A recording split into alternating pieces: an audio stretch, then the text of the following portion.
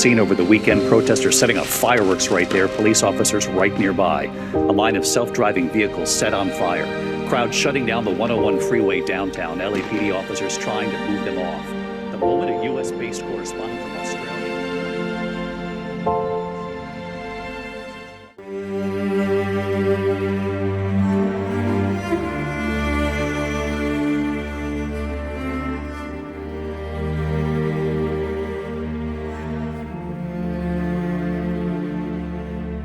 Tonight, 700 Marines are on their way to the streets of Los Angeles to assist the National Guard and law enforcement tamp down violent clashes with protesters angry over the Trump administration's immigration policies and arrests.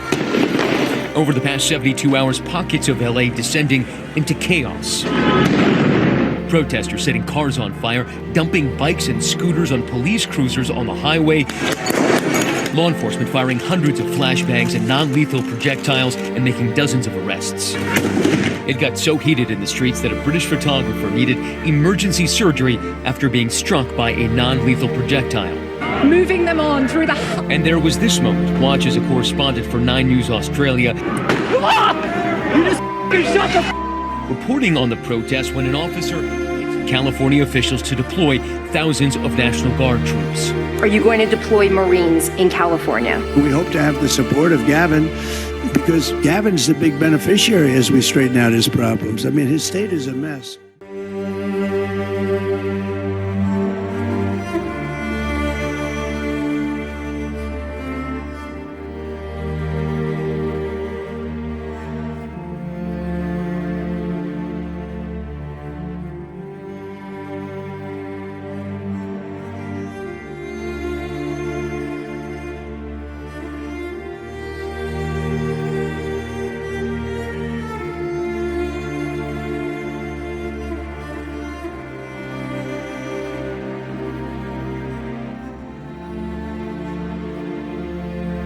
Day progressed.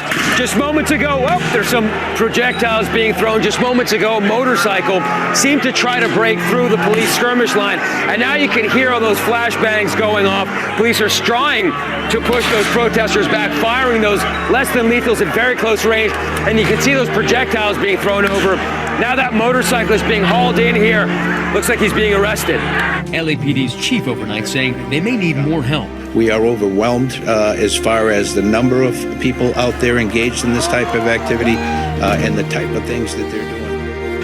We begin tonight with a live look in Los Angeles. Protesters by the hundreds spread to the freeways in and around downtown Los Angeles, blocking traffic.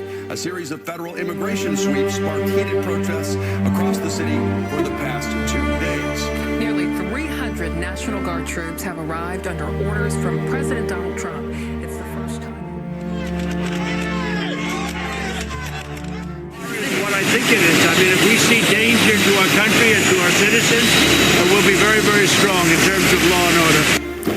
As we mentioned, this has been going on since Friday when a number of arrests, 44 arrests, were made in downtown LA or in the clothing area at one of the clothing manufacturers there. You're looking at between federal immigration officers and the protesters trying to stop them from carrying out detentions and deportations.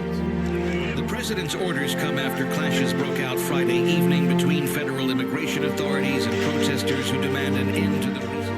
Dozens of people sparking the protests. By Saturday, law enforcement and riot gear needed tear gas and flashbang explosives to dispel crowds. The administration are supporting this move, claiming it will maintain peaceful protests in LA.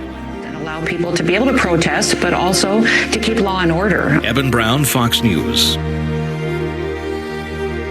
Believe in America just as much as anyone else, and how immigrants and migrants and undocumented persons are being treated in this country is simply unjust and not right. It's part of a shift as ICE agents are now targeting immigrants at their place of work. Since last week, they've been conducting raids at Home Depot locations in Southern California, where day laborers often gather. Undocumented immigrants contributed $8.5 billion in state and local taxes in California in 2022. Is everybody here employees? A sense of fear grips this tight-knit community. Ladies, bring your paperwork with you. Fill your ass! After ICE raided this meatpacking plant in Omaha, Nebraska. The looks on everybody's face.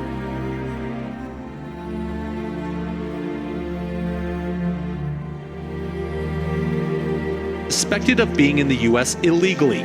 ICE says it's Nebraska's largest worksite immigration roundup in President Trump's second term. Including the father of Kimberly and Yaslin Hernandez. Today was Yaslin's high school graduation. I was telling him that he has to get there early so they can find good seats for my graduation. He won't be able to come anymore.